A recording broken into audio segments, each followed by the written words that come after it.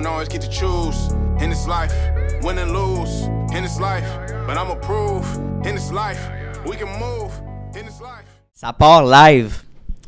Bonjour et bienvenue tout le monde, nouvel épisode de Jason Business. Ben non, j'ai changé mon nom dernièrement. C'était mon ancien nom parce que les gens pensaient que je m'appelais Jason. OK. Jason avec un S. Oh yes. Tu vois la Hey, business Jason. à Jason. Ouais. Je me suis tanné. Et maintenant, on s'appelle On Jase Business. Donc aujourd'hui, j'accueille Mathieu Troussel de Archive VR, excuse-moi. Tu m'as fait essayer ton casque VR Quest 2. Juste avant. J'ai vraiment aimé l'approche que tu m'as proposé de faire, justement, de faire une démonstration. Ouais. C'est rare que j'ai un invité justement qui me présente justement son équipement puis qui me montre un peu son environnement de travail. Donc j'apprécie beaucoup. C'est le fun puis ça me donne le goût d'acheter un Quest 2 pour le bureau. Donc on regardera ça. Un Quest 2 ou 3, tu sais, Le 3, mais nous est pas mal les aussi. prix sont quand même un petit peu variés. Hein? Je suis très d'accord. Mais écoute, Ouais. merci beaucoup de me recevoir. Ça Vraiment très agréable aussi que ça se fasse aussi facilement aussi. J'étais très surpris de ton petit message. J'étais comme oh, très cool.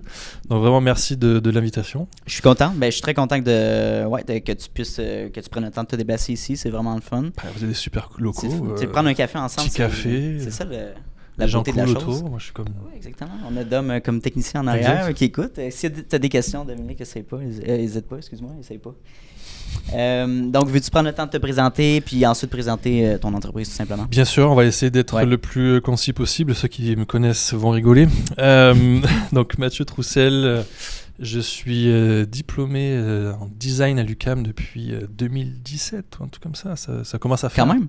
Ouais, en design scénographe, je me suis spécialisé là-dedans pendant quelques années jusqu'à ce que l'idée de l'archivage numérique vienne et devienne un sujet très présent dans ma tête et que je me dise c'est bizarre qu'il n'y ait pas de solution à mon époque qui est quand même avancée technologiquement pour présenter le patrimoine culturel que je crée en tant que designer scénographe et qu'on met en place dans les musées, qu'on met en place dans les galeries, qu'on met en place dans les centres de diffusion et pas que, on y viendra peut-être par la suite parce qu'il y a plein de projets comme ça qui sont pas obligatoirement liés au musée ou dans ce que moi je faisais en pratique et qui m'a amené en fait à me questionner en tant que designer. On a une problématique, on essaie de trouver des solutions potentielles et on faisait ça avec des amis designers à l'époque.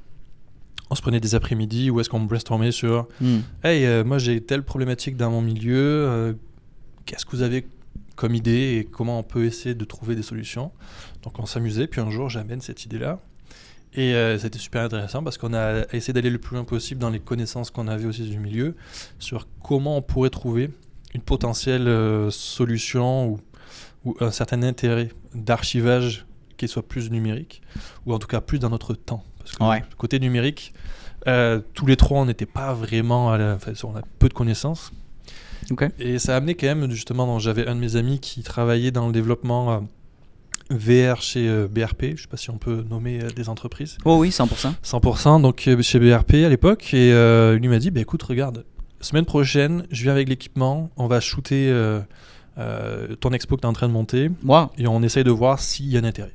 Okay. Tu vois. Simplement. Puis on l'a fait, ça s'est passé correctement, je veux dire, ça s'est bien passé, mais c'était juste comme le résultat. Alors, j'ai eu deux émotions. La première émotion, c'était, ok, waouh, je suis dans mon salon, je suis en train de revivre l'expérience que je suis en train de monter. Ça, c'est un game changing clair. Par contre, l'expérience que j'ai vécue était vraiment pas intéressante. Quand j'ai essayé, je me suis dit, qui va vouloir voir ça, genre. C'est qualitativement pas intéressant, ça marchait plus ou moins bien, parce que nos capacités étaient pas terribles, on va se le dire. Tu veux dire que visuellement, la qualité n'était pas là? Ouais, nous, dans la manière dont on avait fait la chose, c'était vraiment un brouillon. C'est vraiment se dire, genre, non, c'est ça. Je fais un test. Est-ce que ça marche? Mm-hmm. Alors, le fait de l'être à l'intérieur, moi, j'étais comme, waouh, mais le tester, c'était pas exactement ce que j'aurais aimé faire vivre aux gens. Mon intérêt étant, je veux refaire vivre le plus proche possible ce que tu vis dans la réalité. Parce qu'il faut comprendre, quand tu es en culture et quand tu es devant une œuvre d'art, peu importe laquelle, ce que l'artiste essaye de faire et ce que nous on essaye de faire en tant que scénographe, c'est de communiquer des émotions ou d'essayer de créer des synergies pour te faire comprendre un sujet qui va te porter une émotion. Si je te mets dans une salle noire et que je te mets un tableau devant toi, il y a peu de chances que ça arrive. Et parce que c'est normal, il faut un contexte. Il faut contextualiser souvent l'œuvre, il faut contextualiser le récit, l'histoire qu'il y a derrière, le geste potentiellement. Et des fois, c'est la mise en place. C'est ça l'aspect de la scénographie qui m'a toujours plu et qui m'intéresse, et aussi le fait d'être dans ce moment, dans la compréhension plus technique de réalisation de ce qu'on met en place dans l'environnement. Il faut comprendre qu'un scénographe, lui, ce qu'on essaie de lui faire, c'est voici l'espace vide, avec le commissaire qui va lui dire voici les œuvres dont tu as à disposition et que j'aimerais pouvoir utiliser pour tel thème. Ok. Il faut que tu le mettes en place. Il faut que tu aies de la circulation qui se fasse à l'intérieur. Tu sais, c'est pas juste on va mettre des tableaux comme ça. C'est qu'il y a quelque chose, il y a un geste derrière. Et ce geste-là est très important. En tant que scénographe, je suis comme il y a un geste. Mais derrière, c'est aussi de se dire il y a des gens qui vont aller le vivre, ce geste. Est-ce qu'ils vont le comprendre ou pas? Ça, tu peux pas savoir. Mais l'intérêt, c'est de faire véhiculer une émotion. Au-delà du geste que toi tu fais en tant que scénographe, c'est qu'est-ce qui est mis en place pour que le spectateur puisse prendre le temps qu'il faut pour avoir une réaction à un sujet qu'il va aller voir, à un sujet qu'il va aller toucher un peu du doigt. Des fois, tu vas aller voir une œuvre, tu vas faire comme bon, j'ai rien. Le gars juste à côté de toi, il va être comme waouh. Il va avoir une expérience incroyable. Exact. Et c'est ça d'arriver à le capter, ça. Le capter et le retransmettre numériquement.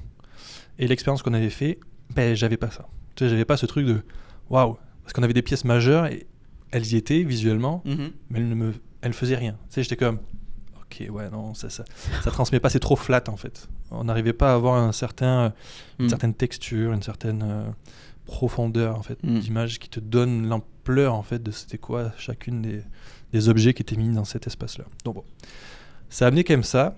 Ok.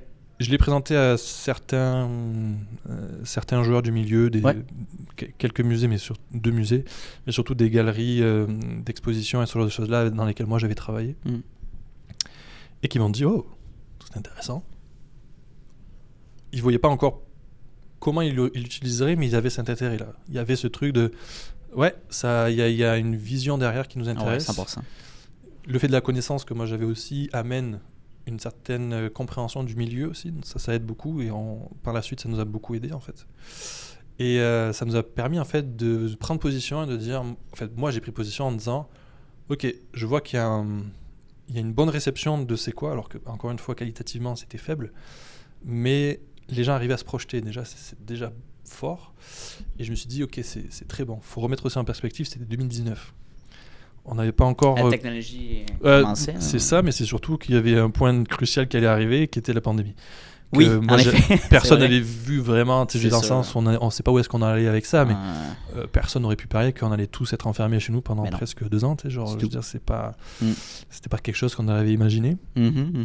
Et donc là, moi, en 2019, donc en septembre, on fait un dépôt de dossier à un concours qui s'appelle Mon entreprise avec le SGUCAM. Où est-ce que là, ce que ça permettait ce concours-là, c'est de faire son premier plan d'affaires et de structurer. Ouais. Moi, je me suis dit, c'est parfait. Je pars de zéro, je suis pas entrepreneur, ou en tout cas, j'ai cet intérêt, mais je n'ai pas fait d'études là-dedans.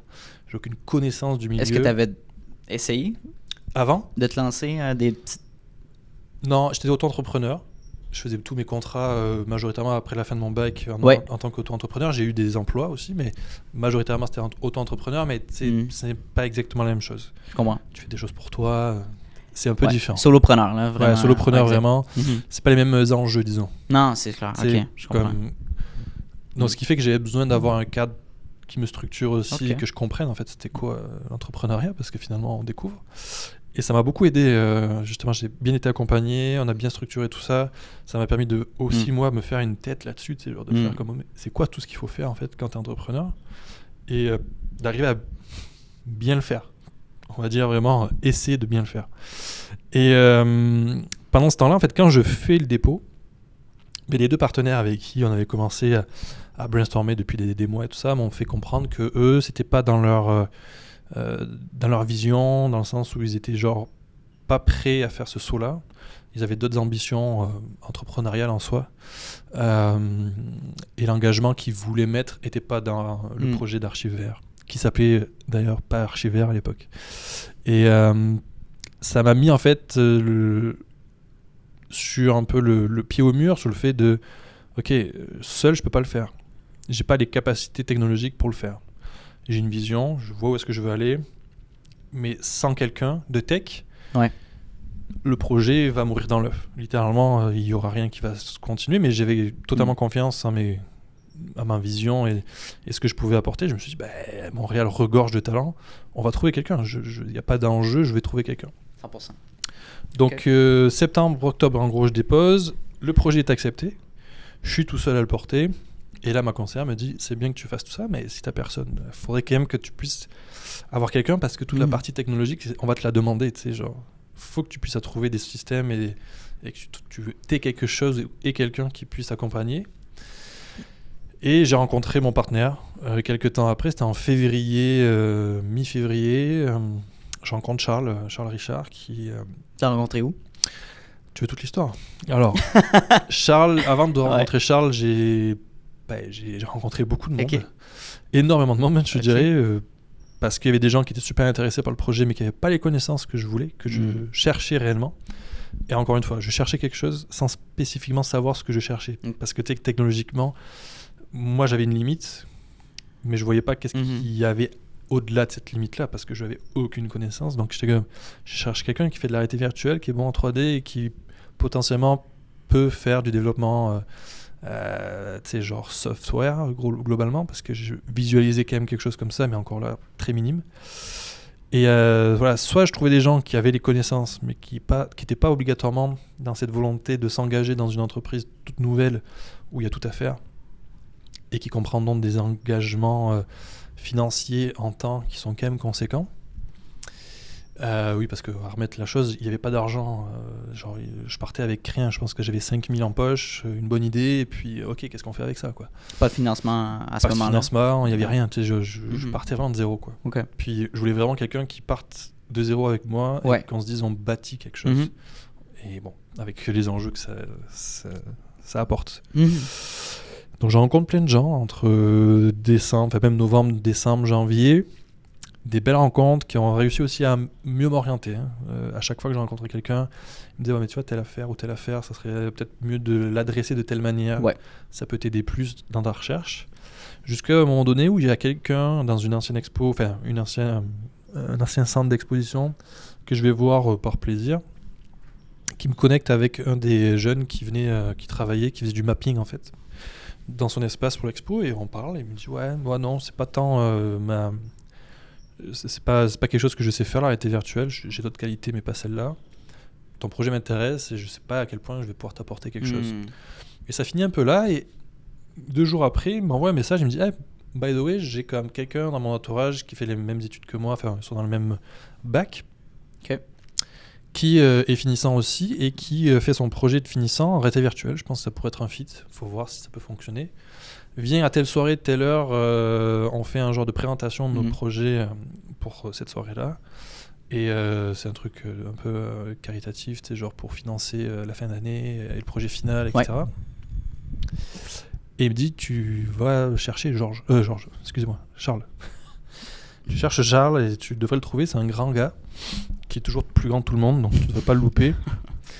Et donc je vais à cette soirée-là. Et gros party d'étudiants là. Je m'attendais pas à ça réellement là. J'étais comme oh waouh. Je retourne dans les parties d'étudiants. Incroyable.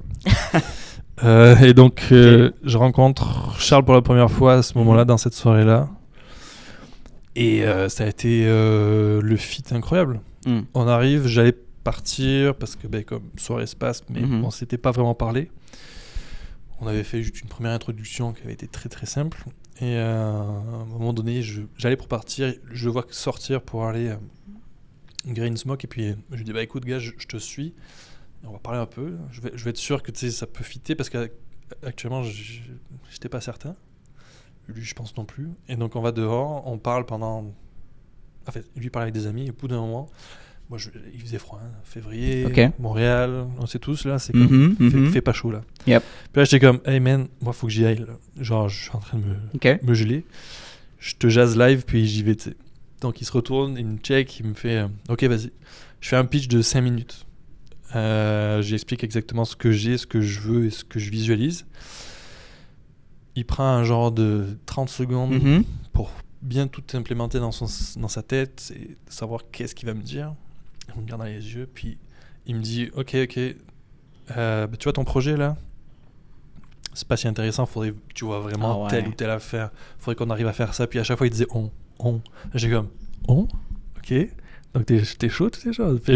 Je le visualisais vraiment comme ça. Puis à la fin, je lui dis ok, mais on signe de quoi? Tu vas embarquer? Il me fait ouais, laisse-moi finir ma session. On se parle en juin, puis j'embarque. Excellent. Moi, je pars de là super content, tu vois. Puis 2 semaines après, c'est sa pandémie. Tout le monde chez soi. Ça change beaucoup de situations. Et ouais, puis surtout, en fait, moi, j'avais ce truc de me dire ok, il m'a dit ça il y a 2 semaines, maintenant qu'il y a la pandémie. Il a changé les idées, là. Ça se peut, tu vois. Puis même ouais. moi, en fait, je me suis posé la question est-ce que je veux, parce que ça va être compliqué. T'as plus les rentrées d'argent que t'es comme, c'est plus la même chose, c'est plus la même game. Donc là, j'étais comme, ouf. Puis finalement, moi, j'ai comme fait, ouais, non, je vais le faire. En fait, ça te donne du temps pour le faire. Donc, let's go, tu sais, genre, allons-y, on y va à fond. Et Charles m'a fait comme, ouais, y a pas de stress. Par contre, moi, je suis quand même en fin de session, c'est pas fini. Parce que vu qu'on savait pas si c'était 1 mois, 2 mois, mais bon, finalement, ça a été beaucoup plus. Mais ça a fait qu'il a pu, lui, finaliser son bac. En média interactif, il a fait son projet final et je pense qu'il a fait la présentation au public. 1 semaine après avoir dormi quasiment 1 semaine, il m'appelle, il me dit ok c'est bon j'embarque, on va signer les documents quand. Je suis comme what, mais 2 secondes là, tout va bien, tu sais. Et en plus à la base le concours on devait présenter en mai, quelque chose comme ça. Et à cause de la pandémie, ils ont dû tout revoir. Donc c'était en septembre finalement. Donc ça nous a laissé un peu plus de temps aussi pour nous saisir tous les deux, comprendre un peu comment on veut organiser l'entreprise, comment la lancer, comment la structurer ensemble et mettre un cadre en fait, tout simplement. Donc ça a amené ça. Charles qui a pris ses fonctions avec moi. Finalement, on a signé l'entente, c'était le 8 juillet 2020. Et l'entreprise est partie, puis c'est assez rigolo parce que finalement, moi j'avais toujours mon même projet un petit peu bancal que j'avais encore avec moi, que j'avais présenté. Il n'avait pas du tout été impressionné avec évidence, mais ça avait donné un peu une vision, tu vois. Et en l'espace de 2 mois, je pense, qu'il m'avait fait un MVP incroyable, genre, tu vois, j'étais comme man, à quel point je suis si à la ramasse là, c'était fou là. Mais il me dit ouais mais gars, moi je suis passionné de ça fait des années déjà que j'en fais, puis ça a été assez efficace quoi, disons. Génial. Et ouais, non, ça a été génial parce qu'après derrière avec ce MVP là, nous on a pu le présenter à beaucoup plus de monde parce que moi j'étais confiant parce que j'ai comme hey, j'ai quelque chose qui marche, que je peux vendre. Exact. On a quelque chose qu'on est capable de reproduire surtout. Et avec un système qui est quand même qui avait été bien pensé dans la manière de construire les différentes scènes et de les adapter. Donc là-dessus, c'était quand même super intéressant de l'avoir. Et ça nous a amené justement à pouvoir faire le next step après, justement. Ça fait à peu près ça pour l'histoire, pour Archivers, le début. C'est très cool. La première grosse année. Ouais. Merci d'avoir rentré en détail. C'est le fun d'avoir le backstory. C'est vraiment du côté émotionnel et tout aussi de ça. On va faire un jeu ensemble. Disons que je suis un musée qui t'approche et qui serait intéressé à intégrer peut-être cette nouvelle technologie dans mon musée. Donc, pourquoi j'irais travailler avec toi? Pourquoi j'irais avec ton projet? Ouais. Mais déjà, en fait, il y a une problématique dans la question, c'est que les musées, après tu comprendras pourquoi, c'est des entités qui sont publiques. Donc avant de faire entrer ce type de projet, c'est des process qui sont lents et longs et qui sont très bien en fait. C'est qu'il faut se questionner. Mais en fait, peu importe quel modèle ou quel exemple que tu me prendrais, ça aurait été la même réponse. Si c'était une galerie, est-ce que c'est privé les galeries? C'est la même chose, ça dépend. Tu en as des privés, tu en as des publics. Disons qu'on a un privé qui a moins de barrages. En fait, c'est ça que j'allais dire, c'est qu'il n'y a pas d'enjeux. Les enjeux sont les mêmes, c'est juste que c'est des niveaux qui sont différents. Ok, excellent. La première chose, et c'est ce qu'on voit actuellement nous dans notre marché, et ce qui change et qui est très bien, c'est que toutes ces entités culturelles-là manquent de structure numérique. Vouloir faire un projet numérique, et j'ai inclus tout le numérique, si tu n'as pas de stratégie derrière, c'est pas mal voué à l'échec. Très sincèrement, si tu ne sais pas comment l'utiliser, à qui l'adresser et comment le rendre disponible, c'est très difficile. Et c'était un des enjeux à nous aussi, quand on a commencé. Parce qu'il y avait beaucoup de gens et beaucoup en fait, de musées, de galeries, de salles d'exposition qui nous disaient « C'est cool votre projet, mais moi, techniquement, j'ai personne qui peut l'utiliser dans le sens faire la gestion de ça. Ok, je comprends. Je ne vais pas avoir un tech, je ne peux pas payer un tech pour gérer ça. Il faut que ce soit un produit qui soit le plus efficace et le plus simple à utiliser. Ok. Je mets ça sur ma tête, la mise à jour, elle doit être automatique, s'il y a une mise à jour à faire. Si j'ai un bris, je vous appelle. Si j'ai besoin de formation, je vous appelle. Donc tout ça, ça a été des bonnes questions, ça a été des bons positionnements qui nous sont amenés au fur et à mesure du développement de l'entreprise. Okay. Où est-ce que nous, on a dû faire un pas de recul à un moment donné en disant, c'est bien, on produit plein de projets. Tu sais, en 3 ans, on a quand même 6 projets produits, qui est quand même beaucoup par rapport à d'autres concurrents ou d'autres entreprises qui pourraient être des partenaires ou quoi. C'est quand même très fort, très bon. Sauf que c'est après derrière comment on l'adresse à sa clientèle. Et c'est là où nous, on a fait un pas de recul en disant, avant de prendre un projet, on veut rentrer avec des clients, donc les musées, ça va répondre un peu à la question, qui veulent d'abord mettre en place une stratégie. Parce que faire du court terme, ça peut être intéressant pour nous et pour même eux d'une certaine manière. Ils vont chercher des fonds, ils vont avoir débloqué certaines enveloppes, c'est bien, on va faire le projet. Mais si derrière c'est pour que ça reste dans un tiroir, dans des cartons et que personne ne le voit, autant nous, ça ne nous intéresse pas parce que c'est pas la vocation.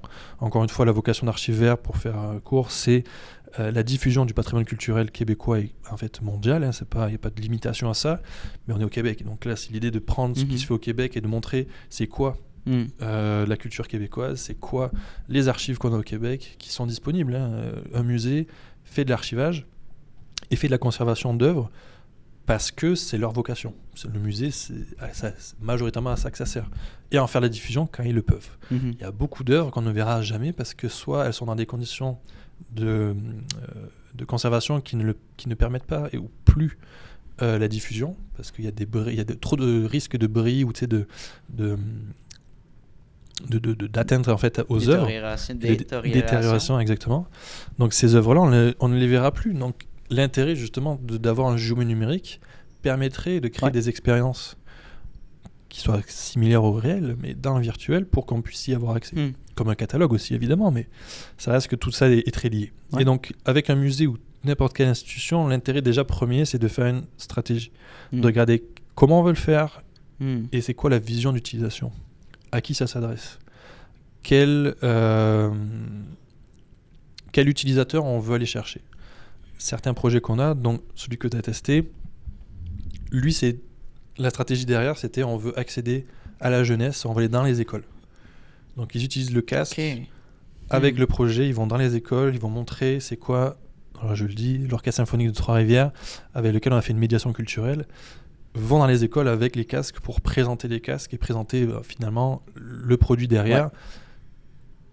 Ça a été pensé, ça a été réfléchi, ils avaient une stratégie, ils savaient qu'ils pouvaient le mettre entre guillemets dans leurs horaires aussi, de dire une fois par mois ou 2 fois par mois, on va dans les écoles, on va présenter ce projet-là. C'était ça la vocation. Et en parallèle, quand ils ont des projets, quand ils ont des représentations à la salle Thompson à Trois-Rivières, ils mettent à disposition les casques pour le grand public. Les gens qui viennent d'avance, peuvent utiliser pendant 20 minutes l'expérience et aller chercher un nouveau type de contenu à essayer. Ça a été pensé, ça a été réfléchi. Donc c'est pour ça que je dis c'est super important parce que maintenant, et les musées le font, je ne dis pas qu'ils le font pas, ils le font. Et ça prend du temps de bien identifier c'est quoi le besoin, comment on veut l'utiliser, c'est quoi la mission interne et c'est quoi la mission aussi publique de ça. Avoir des casques, il faut en faire la gestion qu'on le veuille ou non. C'est pas nous qui allons la faire, ça va être le client. Donc là, si on parle d'un musée, j'ai 10 casques pour un musée, il faut quand même savoir comment on l'utilise, comment je le mets sur la tête du public. Oui, c'est ça. Il y a quand même un bon tutoriel. Quelqu'un qui connaît légèrement, comme on connaît légèrement, Dominique et moi, un peu la fonctionnalité de ces produits-là, mais une personne, par exemple, qui a 50, 60 ans, oublie ça, là, il faut vraiment une certaine connaissance ou un intérêt aussi de mettre ça. L'intérêt, il y est, tu serais surpris. Nous, quand on a fait justement à chaque fois, avant de lancer un projet, on fait toujours des essais. Et l'essai sur justement l'OSTR a été surprenant en fait. Quand on a fait l'appel à essai, on cherchait à peu près 30 personnes à faire essai. Et donc à chaque fois pour avoir des tranches d'âge. Les jeunes, ça a pris 3 heures avant de booker toutes les plages horaires et les personnes au-delà de 60, ça a pris une journée. Une journée ? On avait booké tout déjà. La seule tranche où on a eu du mal jusqu'au bout, c'est les 40-60. Ok, donc c'est quoi c'est en bas 40, en bas de 40, En bas de 40, c'est 30 ans? C'est ça, on avait 2 plages, on avait les 15-25 et on avait les 25-35. Wow. Et après, tu avais 35 jusqu'à... Ouais. C'était 45 et après 45 jusqu'à 60. Je Et peux après, tu croire. avais 60, Ouais. 70 et... En fait, non, on avait... Ouais, non, on avait ça. 60-70, on avait 70 et plus. Ok. 60-70 et 70 et plus, ça s'est fait... On cherchait 10 personnes, elles ont été là dans la journée, on avait tout rappé, genre. Puis pareil pour les jeunes, évidemment, les jeunes, c'est... on l'a lancé dans les réseaux, c'était comme, ok, on veut. Donc ça, c'était cool, mais ça montre justement qu'il y avait un intérêt. Ok, excellent. Une curiosité. Ouais. Et les meilleurs retours, majoritairement, c'était 2. Ah ouais? Ouais. Ah, c'est intéressant, ok. Et c'était le fait... Alors, il y en avait qui avaient du mal à l'utiliser, et à contrario, il y en avait qui étaient comme surpris que ce soit si simple. Que ce soit intuitif quand même. Ouais. Du moment qu'on leur a expliqué comment ça marchait, ils étaient super à l'aise de l'utiliser. Je comprends. Évidemment, là, toi, ce que j'ai fait, je te l'ai mis directement sur la tête, tu l'as essayé direct. J'ai omis le tutoriel. Sur la plateforme du client, il y a un tutoriel au départ qui te permet après d'aller dans l'expérience et essayer l'expérience. Et ça marche très bien. Je veux dire, c'est 3 panneaux que tu lis, tu testes en même temps et ça marche super bien. Et ça change tout en fait dans la manière de l'amener à un client. C'est sûr que quand même, quand tu vas mettre sur la tête de quelqu'un ou quelqu'un prend le casque et le met sur sa tête la première fois, c'est un enjeu. C'est clair, tout le monde le sait. Ok. Et il faut prendre le temps de le faire bien. Ouais. Et c'est un des points que moi j'essaie d'amener aussi à notre clientèle. Pour la petite histoire, là, c'est le prochain projet. On rentre dans une bibliothèque. Je ne peux pas en dire plus, mais globalement, c'est ça. Pas de problème. L'enjeu pour eux, c'est comment on met à disposition les casques au grand public. Alors pour l'instant, ça va être seulement dans les locaux, ce qui est logique. Mais quand on a fait les premières présentations, c'est là où je trouvais que c'était hyper pertinent parce que ça remettait un peu moins en question mon passé. Okay. Quand j'ai eu accès à un ordinateur, c'était pas chez moi. J'allais dans des médiathèques, j'allais dans les bibliothèques et j'allais dans des lieux de culture pour accéder à ces outils qui présentaient plus de la culture ou peu importe ce que tu allais chercher à l'intérieur, mais on avait cette idéologie ou en tout cas cette position de se dire j'allais à la bibliothèque pour aller sur internet quoi, pour aller chercher des informations complémentaires à mes recherches, etc. Bon, on dirait que je suis vieux, mais je suis pas si vieux que ça. Hein. Mais ça reste que tu sais, c'était comme dans ma jeunesse, c'était ça. Ah ouais, je me souviens. Jusqu'à ce qu'on ait un ordinateur à la maison. Mais quand j'ai eu un ordinateur à la maison, j'étais déjà entre guillemets pas mal avancé dans l'âge.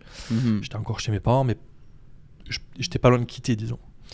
Et ça a amené que quand les musées, quand les bibliothèques m'approchent, je me dis mais c'est exactement là où est-ce qu'on est situé avec cette technologie-là. Alors elle est plus facile d'accès parce que ça coûte beaucoup moins cher actuellement sur le marché d'acquérir un casque. Mais encore faut-il savoir aller chercher le contenu. Toujours la même chose. Mais ça reste que l'utilisation, je pense, va d'abord passer par les institutions culturelles. Ça va passer à la bibliothèque, ça va passer par les musées, ça va passer par les centres d'exposition, ça va passer par les galeries qui diffusent de l'art. On va s'habituer à cette technologie-là. Je dis pas que tout le monde va en avoir, mais si ton intérêt de recherche, disons, ou en tout cas de curiosité, est lié plus à la culture, tu vas pouvoir avoir ça à la maison. Si tu passes par Archivaire, bon pour l'instant, il n'y a pas énormément de projets, mais c'est l'objectif, c'est de pouvoir te transporter n'importe où à travers le monde pour que tu ailles voir des projets, voir des expositions, que tu n'aurais pas la possibilité de voir de toi-même en voyageant partout. Enfin, c'est un peu utopiste d'imaginer voyager partout, tant mieux pour ceux qui peuvent. Disons que tu vas aller visiter le musée de Louvre, par exemple, ça serait incroyable comme expérience, mais tu n'as pas les moyens de voyager. Ça, c'est ma target, ça c'est mon GOAT, c'est genre. Ouais, c'est ton GOAT. Mais moi, j'ai l'impression, tu me diras ton opinion là-dessus, mais que la technologie n'est pas encore au point. Le casque est quand même large, c'est pesant, c'est lourd. Il y a quand même plus de fils. Avant, il y avait des fils connectés. Il y a des manettes aussi. J'imagine un casque de réalité virtuelle. Il y a Apple qui vont sortir leurs lunettes ultra réelles. Justement, qu'on va pouvoir voir notre environnement tout en ayant différentes choses qui se passent. Fait que j'imagine que la technologie dans les années qui s'en viennent vont être beaucoup plus accessible et mieux intéressant pour le consommateur. La technologie, évidemment, nous on fait en fonction d'elle. On n'est pas, on crée pas la machine. Nous on utilise la machine. Exact. Ouais. Bon, c'est sûr qu'on est toujours un peu dépendant de ça. Ouais. C'est un marché qui reste appuyé sur celui-ci. Donc ça reste que si demain il y a plus de projets de développement de la part des compagnies, justement, Apple, Oculus, Pico, HTC, etc. Je pourrais toutes les nommer là, mais on n'est pas là pour ça. Mais ça reste que ça va être une problématique, ça c'est une évidence. Mais ça reste que, pour répondre à l'aspect technologique, déjà on voit une très belle avancée avec le nouveau casque Oculus Quest 3 qui vient de sortir, qui est déjà beaucoup plus léger. Et déjà, le 2 permettait le hand tracking. Donc tu sais, tu n'as plus besoin des manettes sur certains jeux ou certaines expériences à vivre, qui n'est pas le cas chez Archivr pour l'instant. Nous, on ne l'a pas optimisé pour ça parce que la clientèle, de toute manière, n'est pas encore rendue là. Mais à terme, c'est des choses que nous, on va devoir faire. En fait, c'est obligatoire, je te dirais. C'est pas possible. Ça va devenir obligatoire pour nous parce qu'il faut qu'on soit toujours à jour sur ça. Mais c'est pas un besoin spécifique de notre clientèle. Le besoin spécifique de notre clientèle, c'est on veut que ça marche et que ce soit pas complexe à utiliser. Ouais. Le hand tracking, ça va être super intéressant sur plein de points.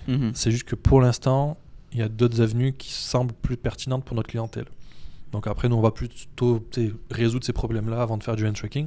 100%. Après, la technologie, elle, va nous pousser à faire du hand tracking parce que tout va être relié là-dedans. C'est des lignes de code, c'est sûr, mais c'est des lignes de code qui sont très spécifiques et qui vont nous changer le modèle quand même. Donc bon, ça c'est des enjeux. Mais reste que oui, la technologie va évoluer. Nous, ça va être de toujours être dans l'optimisation de la plateforme et des projets pour qu'ils soient compatibles. Et c'est ça à quoi on s'engage, nous, avec notre clientèle. Mais au-delà de ça, c'est sûr qu'on a développé la plateforme pour qu'elle soit disponible sur l'ensemble des casques. L'intérêt pour nous, c'est de se dire, quand j'ai un client qui vient, qui me dit ouais, ben moi je veux pas aller chez Oculus, je vais aller chez quelqu'un d'autre pour peu importe la raison, nous, techniquement, on est optimisé pour ça. C'est génial. Ok. Ça n'a pas été évident, mais ça reste que c'est un des enjeux. Ah, ouais. Il y a des enjeux aussi très, on va dire, liés à la vision qu'on porte, nous, à notre projet, puis à l'accessibilité à ça. On travaille dans la culture, on travaille dans la diversité, dans la possibilité de diffuser d'une manière ou d'une autre l'art et de rendre accessible ça. Donc on ne doit pas avoir d'obstacle avec ça. C'est qu'il y a un enjeu majeur quand même, mais ça reste que c'est notre vision à la base. Et c'est ce qui a porté le projet depuis le début jusqu'à maintenant. Donc cette optimisation, on verra en fonction des différents casques. Je pense que tu as raison sur le fait qu'on n'est pas encore rendu sur le fait que tout le monde a des casques à la maison, c'est clair. Les chiffres sont quand même positifs. Ils sont absolument pas là où est-ce qu'il y a 3 ans quand on a parti la business, il y avait des chiffres qui étaient annoncés par rapport à plusieurs firmes qui annonçaient de la croissance sur ce domaine-là à certains niveaux. On en est très très loin. Ok. Très très loin. Mais on est toujours en croissance quand même. Il y a une petite récession qui a eu l'année dernière, légère, mais qui est très légère. Puis là, on a une stabilité, puis on est en croissance légère. Donc ça va. Après, c'est sur l'accessibilité, c'est qui achète. C'est toujours intéressant de savoir c'est qui achète et pourquoi ils achètent. Je te dirais 80% des gens qui achètent un casque, c'est pour du gaming. Ils veulent jouer. En effet, ouais. Donc tu sais, c'est de se dire, nous, ça ne nous dérange pas. Ouais. Comment on accède à cette target-là? Comment on accède à ce bassin d'utilisateurs qui sont super intéressants, qui nous intéressent, nous, à diversifier aussi le type de projet et de se dire comment on amène la gamification dans nos projets plus culturels pour que les gens qui veulent gamer trouvent autant du plaisir à apprendre quelque chose que à trouver un peu un jeu, ou en tout cas que ça dynamise un petit peu leur expérience. Donc c'est toujours ça où on essaye de trouver des options. Pour l'instant, c'est pas mis en place, mais on a déjà cette vision-là, nous, de se dire, on sait à qui on va s'adresser et on sait qui utilise aussi ça. Et de pouvoir donner le choix aussi. Quelqu'un qui veut pas jouer et qui veut juste prendre le temps d'être dans l'exposition ou dans l'expérience et de la vivre comme on l'a montée actuellement, qui est proche de la réalité. Quand je prends un musée ou quand je prends une exposition, notre intérêt, c'est de remodeler l'ensemble pour que ce soit le plus proche possible de la réalité, avec la possibilité d'aller plus loin dans l'expérience. Donc de donner de l'information supplémentaire, de pouvoir, on va dire bouger, mais utiliser les différentes fonctionnalités que nous on propose. Donc par exemple, prendre en main des œuvres qu'on ne peut pas faire dans la réalité avec évidence, là on peut le faire. Là on peut faire plus que ça même. J'ai une vision sur d'autres projets qui sont plus larges, c'est de me dire un jour, je prends une œuvre majeure que par exemple moi j'apprécie et je rentre dedans. Je vais faire vivre une expérience du tableau d'une manière totalement différente, totalement immersive, où est-ce que là il se passe quelque chose. J'ai une histoire qui va être racontée, ou j'ai une expérience à vivre qui va transcender juste le fait d'être devant un tableau. Faire vivre une expérience, c'est tout ce qui fait que c'est intéressant d'être dans la réalité virtuelle. C'est le storytelling derrière, c'est quelle émotion tu veux essayer de transmettre à ton visiteur. Et on essaie de le percevoir, nous, dans ce qu'on fait actuellement. Et quand on arrive à chercher les fonds, et quand on a les fonds pour faire des choses un peu plus poussées, c'est là où on va prendre encore plus de plaisir, nous, avec l'équipe, parce que on va travailler souvent avec l'artiste, qui a, lui, une vision, qui a, lui, a envie de faire pareil, vivre quelque chose, et exprimer quelque chose. Et c'est à partir de là que tu peux créer des choses qui sont complètement irréelles, mais en même temps, qui peuvent captiver le public, quoi. C'est génial. Il y avait une question par rapport à l'utilisation du casque. Est-ce que le but, c'est de l'offrir physiquement dans les galeries ou dans les centres d'exposition, ou est de l'offrir, d'offrir l'expérience, de vendre l'expérience, par exemple, comme tu m'avais montré, de l'orchestre symphonique avec les différents instruments, à un consommateur qui veut vivre cette expérience-là avec le casque? Est-ce que tu veux jumeler les deux ou un ou l'autre? Alors actuellement, la plateforme elle est disponible seulement pour le B2B, donc avec nos clients. Right. Donc les clients accèdent à leur contenu, l'utilisent de la manière dont ils le souhaitent, et en font la gestion qu'ils souhaitent. Okay. C'est des ententes qui sont un peu particulières en fait. C'est toujours des droits d'image, c'est des droits d'auteur, c'est toujours des clauses spécifiques, et c'est pour ça que pour l'instant, on ne l'offre pas à disposition du grand public. Un, parce que c'est un modèle à définir, c'est un modèle qu'on commence un peu à penser nous, mais qui est très complexe parce que, encore une fois, on ne sait pas de quelle manière on va l'offrir, même si on sait qu'on veut l'offrir. Mais à terme, oui. À terme, c'est de me dire quand j'aurai, 50 expériences, ça va être intéressant de le proposer au grand public parce que la technologie sera rendue là, le public sera au rendez-vous aussi. Mais il faut être patient à ce niveau-là parce que même si demain on venait à ouvrir 6 projets, même si ça paraît beaucoup, le projet de l'OSTR dure à peu près 30 minutes. Les expositions n'ont pas de durée en tant que telle. Tu peux rester autant de temps que tu veux, tu peux y revenir et y revenir. C'est pas l'enjeu, mais ça reste que globalement, les gens, quand on leur fait tester, ça dépasse pas les 10 minutes, tu vois. Ce qui est très bon en général, quand je fais des comparatifs avec d'autres projets similaires, mais pas avec les mêmes technologies. Quand je parle par exemple d'exposition immersive web, les gens on est sur des critères qui, c'est pas plus d'une minute. Les gens, 1 à 2 minutes, ils vont faire le tour rapidement, mais ils prennent pas le temps parce qu'ils sont devant l'écran, c'est pas exactement le même... C'est vrai. T'es pas une immersion réellement, t'es juste devant ton écran, essayer de regarder quelque chose. Tu perds rapidement le feeling intéressant de l'expérience. En tout cas, c'est d'autres critères, d'autres ratios qu'on a. Donc 5 à 6 minutes sur une expérience, je suis très heureux de ça. Cool. Mais ça reste que si tu les mets bout à bout, disons qu'on a 1 heure d'expérience, globalement, ce qui est très bien, mais ça reste que c'est pas non plus énorme. Donc c'est de se dire, bon, pourquoi tu paierais une première fois pour venir voir ça? Qu'est-ce qui va te faire revenir? Qu'est-ce qui va faire que tu vas te dire, faut que je me connecte à plusieurs reprises parce qu'il y a du contenu. Donc c'est l'idée de nous de dire, il faut qu'on ait du contenu, il faut qu'on ait de la masse de contenu pour que les gens se disent, je vais venir une première fois, et je vais venir une deuxième fois, et je vais venir une troisième fois, et au fur et à mesure qu'ils reviennent, il y a du nouveau contenu qui s'est ajouté, et donc je vais faire le parallèle, c'est du Netflix, quoi. C'est de se dire, pourquoi tu vas toujours sur Netflix ou une autre plateforme? Parce que c'est infini presque, il y a tellement de contenu que tu peux jamais passer à travers. Et c'est ce qui fait que finalement tu payes, parce que tu te dis, pourquoi j'arrêterai? De toute façon, j'ai même pas le temps de tout voir. Et parce qu'il y a telle affaire que tu as envie de voir, etc. aussi. Mais si demain je te dis, il y a le Louvre dans Archives, ça vaut. C'est une valeur qui fait que te dire, faire le Louvre au complet, ça va me prendre du temps. Exact. Et le fait de pouvoir revenir quand tu veux voir le Louvre, ça peut être super intéressant. Et c'est ce qui va faire probablement que les gens vont être intéressés à payer. Juste le fait de connecter le monde dans la culture québécoise, en tout cas ce que nous on a comme contenu aujourd'hui, déjà c'est très pertinent. C'est de quelle manière qu'on va le faire et comment on va arriver à l'adresser pour que ce soit pas non plus quelque chose où ça coûte cher aux gens, sinon ça sert à pas grand-chose. La vocation qu'on a derrière, c'est de vraiment donner cette accessibilité-là aux gens. Donc c'est aussi à nous de nous asseoir avec nos clients, qui sont du B2B, là, donc avec les musées, les galeries, de leur dire, ok, quel est le modèle d'affaires le plus logique qui aurait du sens ? Parce que rendre disponible la plateforme gracieusement, c'est une option. Mais comment nous, on arrive à faire la gestion générale, technologique, les mises à jour, etc. C'est comme tous ces enjeux-là, on va être le plus transparent possible aussi avec toutes les personnes qui sont autour de la table. Mais il faut comprendre qu'il faut trouver des systèmes.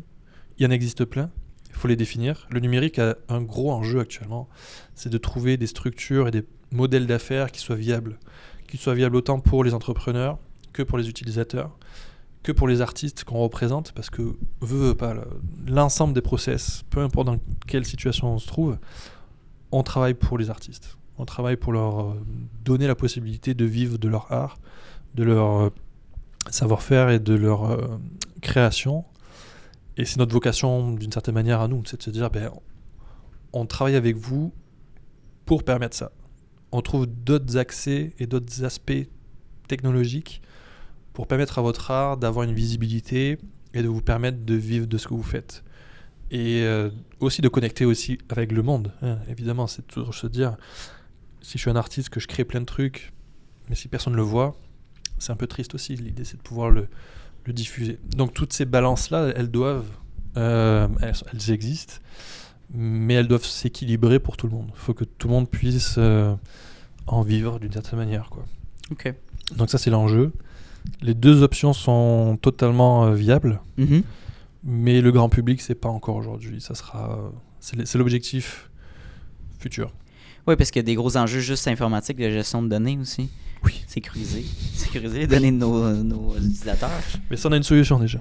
Ah ben excellent. Mais c'est ça, mais avec la nouvelle loi 25, je me trompe pas. Ouais. Donc c'est assez intéressant comme enjeu. On travaille avec un partenaire qui, en fait, pour faire le rapide, en créant le jumeau numérique, on crée un token numérique, et ce token est dans la blockchain, si tu veux. Ah ouais, ok. Donc, si tu veux, nous, ça nous permet une chose hyper importante, au-delà du fait qu'il y a les NFT, blablabla, on pourra en parler aussi si tu veux, mais le token, en fait, sécurise la donnée numérique. Ok. Il y a une authentification officielle qui est faite et légale. C'est ce qu'ils font et qui fait que c'est incroyable ce qu'ils font là. Soit dit en passant. Shout out à George et à Authentic Art, qu'on vient de rentrer dans l'entreprise pour leur modèle en fait de sécurisation de la donnée et d'authentification des données. Parce que une œuvre, qu'elle soit physique ou qu'elle soit numérique, ou les deux, il faut qu'il y ait une authentification. Il faut qu'on sache à qui elle appartient, c'est qui l'auteur. Et derrière, après, évidemment, il y a tout ce qui va être royalties, droit de suite, vente, etc. Ça, c'était pas obligatoirement ce qui nous intéressait. Ce qui nous intéressait, c'était, ok, là j'ai un tableau, là. Il a une valeur, ce tableau-là. Si demain on se fait pirater, là, parce qu'il faut se le dire, en numérique, il y a une chance sur deux de te faire pirater largement. Donc, il y a plus de chances de te faire pirater que de gagner au loto, en soi. L'idée, c'est de se dire comment je sécurise la donnée qui ne nous appartient pas. Parce que ces œuvres-là, elles nous appartiennent jamais. L'œuvre numérique appartient à l'auteur, c'est l'artiste, exact. Ou à son propriétaire. Ça, c'est encore une fois, on le spécifie dans le wallet, donc qui est le document qui va authentifier l'ensemble des process. Okay. Et ça, c'est immuable.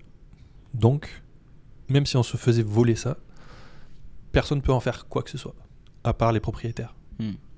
Et ça, c'est une valeur très intéressante pour nous, parce que ça nous permet de dire à un musée, ou à une galerie, ou à un artiste, ou à un collectionneur, tout ce que tu as, ton patrimoine, entre guillemets, on peut le quantifier numériquement pour le sécuriser. On dirait pas comme ça là, mais je vais dans un musée, je prends des photos d'un tableau, qu'est-ce qui m'empêche de créer un jumeau numérique si personne l'a fait ? Personne. Le droit légal actuellement n'est pas encore à ce niveau-là. On attend, on va voir qu'est-ce qu'ils vont faire aussi au niveau du Canada, mais pour l'instant il n'y a pas quelque chose, c'est encore un mess. Ce qui fait qu'il y a beaucoup d'enjeux là-dessus. Nous on amène déjà une solution qui n'est pas sur le marché, avec ce partenaire-là, Authentic Art, qui nous permet de nous positionner, tu vois, à ce niveau-là, sur la sécurisation de la donnée. Après, sur la partie technique et technologique, ça, c'est d'autres enjeux, parce que ça n'a rien à voir. Et il y a des options intéressantes reliées par exemple à faire breveter de la technologie. Pas évident quand tu es dans le numérique. Il y a des choses qui sont possibles, d'autres choses qui sont moins possibles. On a fait l'exercice, on l'a vu. Mais là, on attend de voir, ok, bon, concrètement, qu'est-ce qui est vraiment au niveau de la propriété, qu'est-ce qu'on peut vraiment faire au niveau d'un brevet quelconque qui pourrait nous aider, c'est là-dessus. Donc on essaie de se positionner, c'est pas évident. Mais oui, c'est un des enjeux. Je suis parti loin là, je sais plus exactement c'était quoi la question, mais... C'était par rapport... Ben non, mais c'était pour faire un lien justement avec la protection des données. Ouais, c'est ça. J'avais une autre question. Business. Au niveau de tes objectifs d'affaires avec Archive VR pour 2024, ça ressemble à quoi? Est-ce que tu as des goals au début que tu atteins? Il y en a beaucoup. En plus, on est dans une zone aujourd'hui qui... Là, on est pour les gens, pour se positionner, on est au mois de décembre. On arrive à la fin du mois de décembre. Donc, voilà. Là, l'enjeu, il y en a... Alors, il y en avait deux. Il y en a un troisième qui vient de s'ajouter il n'y a pas longtemps. Là. OK. On va dire les deux premiers qui étaient des enjeux très spécifiques qu'on avait déjà réfléchi déjà. Mm-hmm. Le premier, c'était on est en train de développer la Belgique. Là. Donc l'Europe globalement, mais là spécifiquement c'est la Belgique. On a fait toutes des missions en fait en 2023 et même 2022, mais on a commencé en 2022, on a fini là en octobre avec la dernière mission qu'on voulait faire dans la target qu'on s'était donné pour développer et sonder, puis après adresser des projets. Donc là les projets se sont adressés, on en a trois qui ont été adressés, mais qui pour l'instant n'ont pas encore amené à des contrats, on va dire signés, mais qui devraient amener à ça. Ouais. Donc là, le plus gros, c'est comment structurer ça. C'est bien beau là, de vouloir le faire. C'est super positif de se dire on a quand même 3 projets concrets. Est-ce qu'on est capable, nous, à notre niveau, en tant que Québécois, comme d'arriver à les faire? Alors, les faire, c'est pas le fait de les faire. On sait qu'on peut le réaliser, c'est pas ça. Ce que je veux dire faire, c'est d'accéder à ça. Et comment on le structure? Ça, c'est un de mes gros points, moi, de l'année 2024, c'est qu'il s'aligne pour 2024 et 2025. Comment je fais pour pas les louper? Comment je fais pour m'assurer que j'ai la structure pour y arriver? Parce que c'est quand même gros, quoi. Donc, ça, c'est un des enjeux majeurs de 2024, ça, c'est clair. Qui est lié au deuxième point. Deuxième point, qui est majeur aussi, c'est comment arriver à avoir une stabilité financière, parce qu'on fait trop le yo-yo entre les projets qui rentrent et les périodes entre les projets. Ce qui nous manque, nous, à notre niveau, c'est la possibilité d'avoir une stabilité qui nous permette de garder nos différents collaborateurs qui travaillent avec nous, parce que le fait qu'on n'ait pas une stabilité sur les projets, des fois on a des projets qui sont très différents. Autant de la prod, majoritairement c'est là où on avait recruté, mais tu vois, par exemple, toute la dernière année qu'on a fait là, c'est que de la stratégie. Quand je fais de la stratégie, j'ai pas besoin obligatoirement d'avoir tous mes devs, tu sais, genre, puis surtout que, bon, veut pas, les devs ça coûte un certain prix là. Donc ça reste que tout ça fait que quand tu fais des balances, c'est très difficile. Ça a été très difficile pour nous avec Charles de pouvoir prendre des positions de licenciement parce que c'est pas évident. Tu formes des personnes, tu les amènes à arriver à un certain niveau de production d'une certaine manière, ou en tout cas de connaissance de ton entreprise et des outils qu'on a développés avec Charles, pour que 6 mois après tu leur dis bon ben les gars, sorry, mais là ça devient un peu tight, il faut qu'on se sépare de vous. Ça a été très compliqué pour nous. Donc ça a été comme... C'est difficile d'amener ça. On l'a fait, il fallait le faire. Tu sais, les entrepreneurs, et je pense que quand on parle avec tout le monde, on fait des erreurs. On a des goals super intéressants, mais des fois on fait des erreurs, puis elles nous bâtissent, tout ce qu'on fait nous bâtit beaucoup, puis ça nous amène au-delà de ça.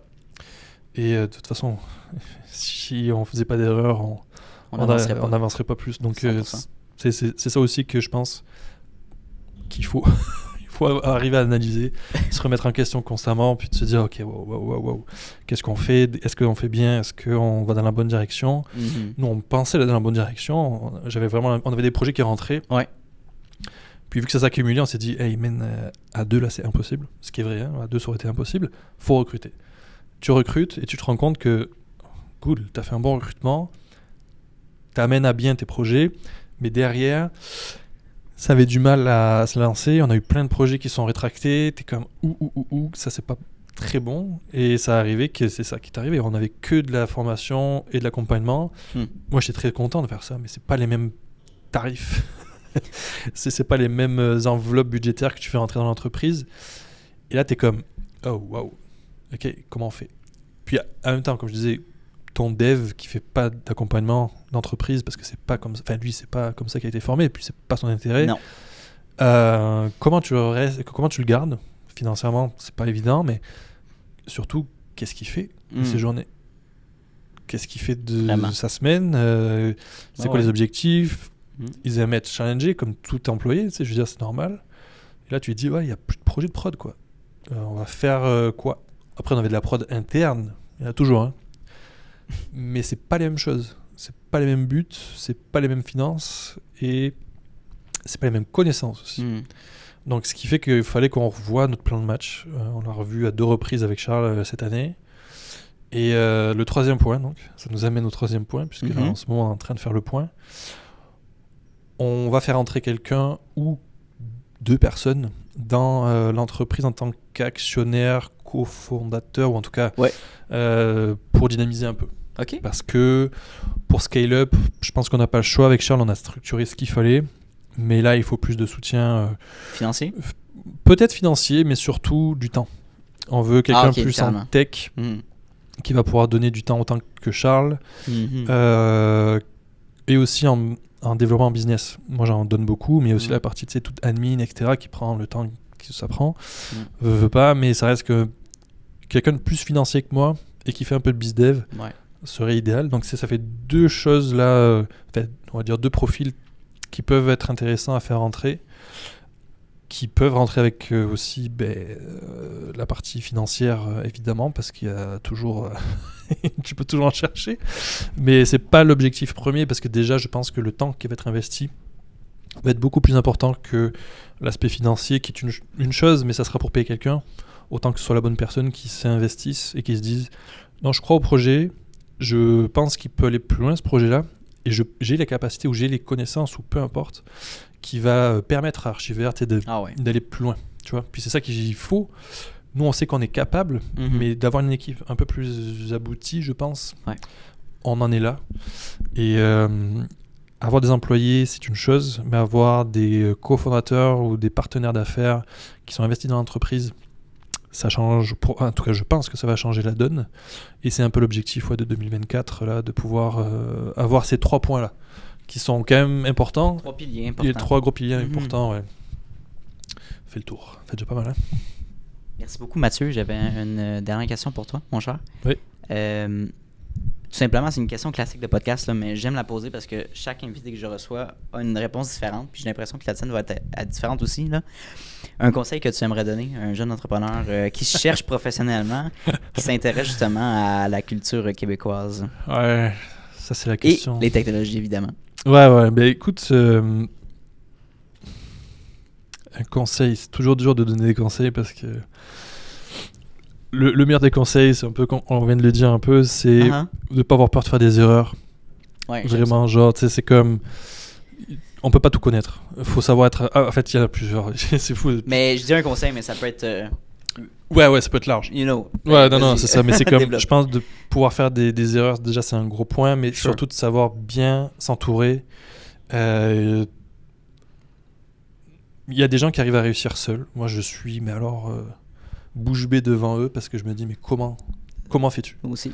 Genre je sais pas du tout comment ils arrivent à se structurer tout ça. Moi je suis incapable. Je suis incapable de ça. Et je le sais. Déjà c'est un bon point de savoir ses forces, de savoir ses faiblesses, de savoir qui t'as besoin d'avoir dans ton équipe pour monter ton projet. Et t'as beau avoir la meilleure idée du monde là. Si t'es pas bien entouré, t'iras pas vraiment très loin, très sincèrement. Il y a beaucoup de beaux projets que j'ai vus se mettre en place, mais je voyais qu'il n'y avait pas de structure. T'es comme, on s'en reparle dans un an, puis un an, quand je leur parle, il n'y a plus personne. Puis c'est correct, ça fait partie des enjeux. Quelque chose que j'apprends actuellement, un conseil, peut-être, je sais pas exactement, en tout cas une vision, c'est que autant j'adore ce que je fais avec Archivert, faut aussi prendre du recul. Faut savoir réfléchir à sa santé, qu'elle soit mentale ou qu'elle soit physique. Faut avoir un équilibre dans la vie parce que on peut s'oublier beaucoup quand on est entrepreneur. Et Très sincèrement, moi, c'est quelque chose que j'ai fait depuis le départ et ça va, même si ça a pris un peu de temps parce qu'au début, t'es tellement enthousiaste. Je travaillais du lundi au lundi. Donc, t'arrives C'est le bien. lundi, t'es comme, ok, j'ai pas pris de fin de semaine. Ok, bon, bah vas-y, Mais let's non. go. Et au bout d'un moment, en fait, ça te rattrape. Oui. T'es C'est comme, le high du début, ensuite. Oh. ouais. Puis, t'es pas dans un bon mood et puis, Non, c'est ça. c'est comme 100%. prendre le temps d'avoir l'équilibre entre, tu sais, genre, ta vie sociale, ta vie amoureuse, ta Ouais. vie d'entreprise, d'entrepreneur, tes passions, etc. Mhm. Je suis quand même je suis conscient de tout ça. Et j'ai essayé de donner cette structure-là à ma vie pour que, tu sais, t'as des jours où t'es pas bien à la job, là. Ben, ok. Probablement un des avantages indéniables d'avoir sa propre business, c'est que si un jour je dois déplug parce que je dois mentalement me remettre d'aplomb, je peux le faire demain. Ça va avoir des conséquences probablement, mais je sais que je peux prendre une après-midi off parce que je peux plus, tu sais, genre. Puis ça a pris, je dirais, une bonne année avant que j'en prenne conscience. Mais j'ai commencé après à mettre ça, genre, je travaille plus les dimanches, je travaille rarement les samedis, et j'essaye de finir à 18h le soir. Wow.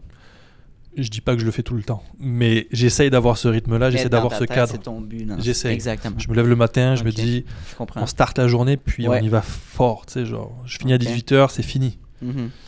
C'est difficile, là. Il y a des soirées, surtout quand je fais de la comptabilité. Ça dure longtemps. Ouais, où Je comprends. Mais c'est parce que, tu sais, c'est un truc où j'arrive pas je peux pas m'arrêter avec la comptabilité. Parce que je veux finir ma comptabilité, parce que je veux pas m'y remettre dedans, parce que ça me prend du temps de m'y remettre pour savoir, attends, j'en étais où hier ? Ah non, c'est Donc je sûr. préfère faire ma journée. Exact. Quand j'ai fini ma compta, j'ai plus besoin d'y revenir à ma Ouais, compta. Tu vois, ouais. c'est des trucs un peu, bon, c'est des exceptions, disons. C'est des imprévus aussi qui peuvent arriver, donc. C'est ça. Puis des fois, Ouais. tu lâches du loose un peu sur ta compta, t'es comme, ouais, j'ai un peu de retard, C'est ça, et ouais. ce retard-là, il te met rattrape. dans... Ouais, il te rattrape tout le temps, puis la compta te rattrapera tout le temps. Exact. T'as pas de choix, tu dois faire ta compta. Donc, c'est des enjeux comme ça. Donc, ouais, je dirais de prendre soin de soi, Ouais. parce que c'est un des enjeux majeurs. De bien s'entourer, parce que ça, c'est plus facile aussi, de pouvoir avancer, de pouvoir poser des questions, Mhm. d'avoir des doutes, de pouvoir avoir des gens autour de soi qui peuvent nous aiguiller. Tu sais, des fois, c'est juste pour dire, ah, ben, il y a telle personne qui pourrait t'aider, ou peu importe. L'entrée d'entrepreneur, je trouve qu'elle est quand même bonne. Moi, après 3 ans, j'ai quand même un réseau qui est quand même super important et qui me permet de, dès que j'ai des questions spécifiques, ben, je sais plus ou moins qui je peux appeler, c'est Ouais. quand même cool. Et après, ben, je dirais de faire des erreurs. Ou en tout cas, de ne pas avoir peur de faire des erreurs, même si j'ai encore peur, hein, je préfère le dire. J'ai toujours cette hantise de faire des erreurs qui peuvent être nuisibles pour l'entreprise, mais on se développe en tant qu'individu, on apprend de ces erreurs, que ce soit des erreurs que tu fais dans l'entreprise, mais que tu fais aussi dans ta vie perso, hein, Ouais. et qui vont te faire grandir. Peu importe c'est quoi, ça va faire grandir. Et on apprend tout le temps. Moi, il n'y a pas une journée où je me dis, bon, qu'est-ce que j'ai appris aujourd'hui ? Non, j'apprends beaucoup de trucs. C'est sûr qu'il y a des journées, c'est un peu moins évident, mais ça reste que globalement, j'apprends. Et chaque expérience est bonne à prendre, ça me fait grandir. Et ça m'amène à un step suivant dans l'apprentissage de c'est quoi d'être entrepreneur. Tu vois, aujourd'hui, je me pose la question, est-ce que j'irais pas reprendre un peu mes études pour improve sur c'est quoi l'entrepreneuriat, tu sais, quand tu l'apprends à l'école. Je parle par exemple avec HEC, c'est un exemple comme un autre, mais il y a des enjeux super intéressants à ce niveau-là où je me dis, peut-être que ouais, ça pourrait être quelque chose de positif dans 2025 par exemple. De retourner aux études Maybe, pour tu sais, étudier genre, l'entrepreneuriat? Ouais, pour un MBA, tu sais, de dire genre, j'ai eu mon entreprise et en plus j'ai étudié là-dedans après. Ça va me permettre peut-être de mettre des idées en place qui peuvent Est-ce être pertinentes. Penses-tu vraiment que ça va être une plus-value de Aucune faire ça? idée. J'en sais rien. S'il y a des gens qui nous écoutent, Par curiosité, qui l'ont ouais. fait, je suis dans qui Ouais, mettent, ça, ouais, qui exact. mettent des commentaires ou quoi. Tu sais, je pourrais Ouais. venir les voir, ça me fera plaisir parce que vraiment, je me Cool. pose la question. Wow. Je dis pas que je vais le faire parce que j'en sais rien, mais l'option est apparue il y a pas si longtemps, puis je me suis dit, hey, pourquoi pas? Tu sais, pourquoi pas? Est-ce que je peux le faire? C'est autre chose là, parce que c'est toujours la même chose de se dire. Faut que ce soit dans un équilibre. Est-ce que j'ai le temps? C'est quand que je dors? Mais globalement, ouais, je me suis quand même posé la question. Je me suis dit, ça pourrait être intéressant. Ouais, Puis, ouais. tu sais, Archivert, pour l'instant, c'est là. Si demain, il n'y a plus Archivert, est-ce que j'aurais peut-être pas envie de prendre un poste de gestionnaire pour une autre entreprise, maybe. J'en sais rien, je sais pas. Tu sais, la plus-value que j'ai appris et que je suis en train d'apprendre sur Archivert a une valeur, c'est certain. Mais est-ce que cette valeur-là me permettrait d'aller chercher des emplois à ce niveau-là? Je sais pas. Okay. Est-ce qu'il faudrait peut-être quand même avoir ce MBA ou quelque chose d'autre, ou tu sais, genre peu importe, qui pourrait apporter à cette structure? Peut-être. Je me pose la question sincèrement parce que je me dis j'aimerais ça. Pour l'instant je fais ça pour moi, pour Archivert. Peut-être qu'il y aura un autre projet par la suite. Peut-être que Archivert va être là pendant des années et je le souhaite. Mieux, si ça arrive, tant mieux. Exactement, oui. On sait jamais. C'est sûr que tu vois la conjoncture là de chercher des nouveaux fondateurs, enfin cofondateurs qui rentreraient dans l'actionnariat et tout amène un peu cette questionnement-là de ok, comment ça structure, tu vois, des connaissances que finalement je n'ai pas. Je sais pas comment on ouvre l'actionnariat d'une entreprise à part de passer par un avocat, tu vois, c'est comme je vais l'apprendre, après je vais le savoir là, mais ça reste que tu te dis peut-être qu'il y a tellement de trucs que je perds du temps que j'aurais appris à l'école, peut-être, je sais pas. Après, je suis content d'apprendre par moi-même aussi, mais ça reste que tu te dis peut-être qu'il y aurait des choses que ça vaudrait le coup. C'est possible. Peut-être. Ah, c'est vraiment intéressant que tu me dises ça parce que j'ai reçu beaucoup d'entrepreneurs qui me disent complètement le contraire, en fait, qui apprennent beaucoup plus dans le concret, dans leur entreprise, puis d'avoir ton point de vue, de dire peut-être que j'aimerais poursuivre mon cheminement académique encore plus précisément dans un MBA. Donc je dis ok, wow, c'est le fun de recevoir différentes mentalités face à ça. Tu sais, je me suis arrêté au bac. Ça veut dire maîtrise ou peut-être autre chose, ça peut être un DESS en... peu importe, je sais pas exactement tout ce qui existe en fait. J'ai juste ouvert une porte pour l'instant, je me suis pas renseigné. Mais je suis entre deux. Ok. Depuis le départ que je fais des études, je me suis toujours dit le terrain m'apprendra plus que les études et c'est une réalité. Je suis quand même d'accord avec ça.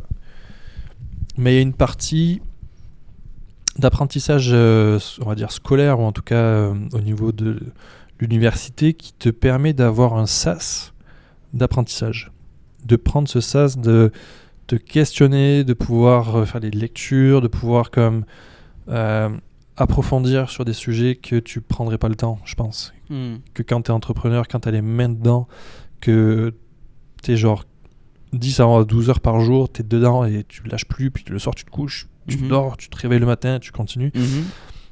Des fois je me dis si j'avais ce sas-là, maybe que je comprendrais mieux des choses. Ou, parce que c'est toujours le truc de curiosité. Je suis quelqu'un de très curieux dans la vie. Et j'ai besoin de comprendre. Ça, c'est un de mes enjeux. Je comprends. Moi, si tu me dis, ça, c'est ça... Oui, mais pourquoi? Toujours. C'est pourquoi je fais ça. Comment? Quels les outils? Est-ce que je peux optimiser?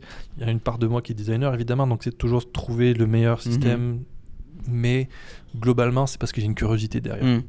Je vais avoir du mal à ce que tu me dises voici l'outil, je vais te questionner sur l'outil. Je suis comme pourquoi c'est lui le meilleur, pourquoi c'est ça, pourquoi c'est ci, et à quel point c'est le plus pertinent, tu vois. Alors des fois je vais lâcher parce que tu sais, tu peux pas non plus tout questionner là. Mais ça reste que globalement j'ai cette curiosité là qui m'amène ça, et c'est pour ça que je m'amène à pourquoi j'irais pas étudier, parce que tu vois il y a plein de questions, plein de choix qu'on fait, que je fais très on va dire intimement, mais surtout avec conviction, mais je sais pas d'où elle sort cette conviction-là, et c'est un feeling que j'ai du mal à percevoir. Des fois, je me dis, mais concrètement, il y a bien des gens qui ont réfléchi sur ça, et qui ont déjà pris ces décisions-là.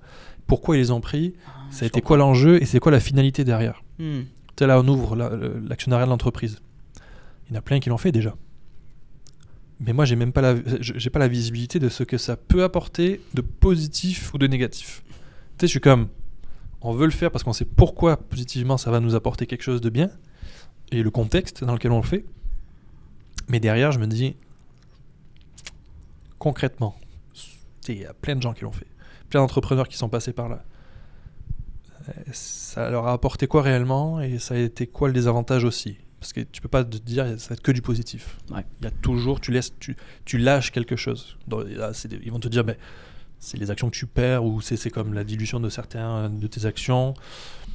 le repositionnement de ton entreprise potentiellement aussi. Bon, ça, c'est des enjeux pour moi qui sont pas négatifs. C'est pas des choses où je me dis ça me fait peur. Peut-être que Charles, mon partenaire, pourrait te dire autre chose pour le coup. Lui, dans la vision, peut-être que ça changerait. Mais globalement, c'est ça. C'est de me dire, ce qu'on fait là, ce step-là, il y a des gens qui l'ont déjà fait. C'est quoi leur vision par rapport à ça et c'est quoi peut-être ce que je vois pas qui va être là et que je visualise pas parce que je le connais pas. Alors peut-être que c'est parce que je le connais pas qu'on le fait aussi, tu vois ce que je veux dire? Sinon peut-être qu'on le ferait pas.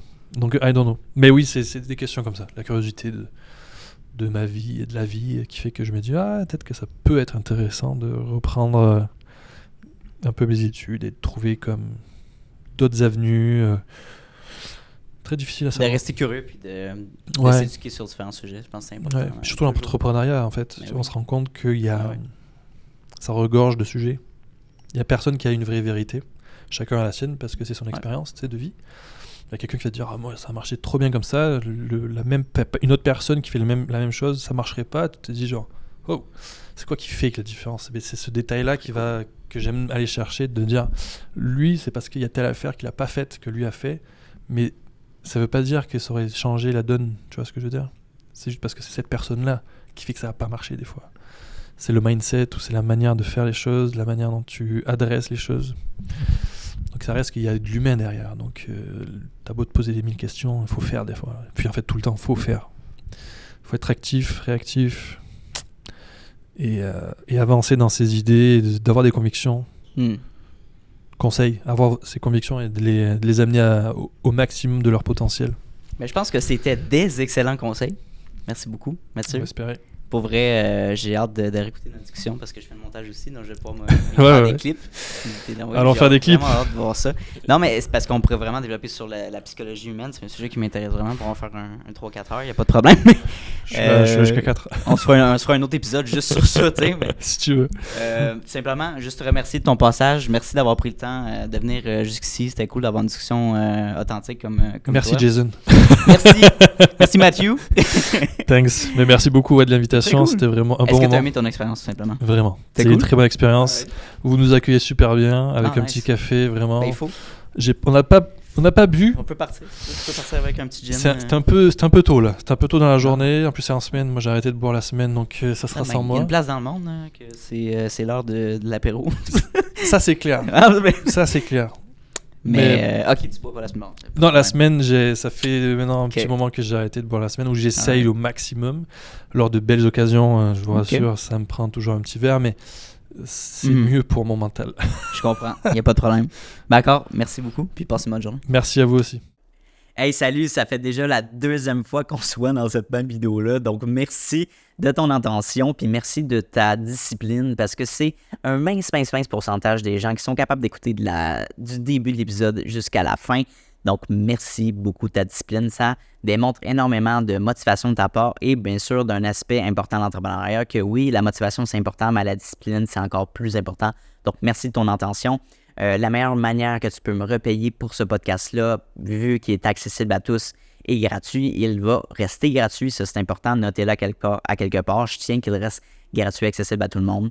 En fait, c'est tout simplement de repartager le podcast dans des Instagram Stories, d'en parler avec tes amis, d'envoyer le lien à tes amis. Hey, Mathis, va donc écouter cet épisode-là. C'est super intéressant. Ça vaut de l'or. Puis, ça va me permettre d'aller faire croître le podcast à un niveau exponentiel. Donc, merci beaucoup pour ton aide et ton intérêt pour le podcast. Et bien sûr, on se revoit la semaine prochaine dès jeudi midi pour un nouvel épisode. Donc, bonne journée à toi.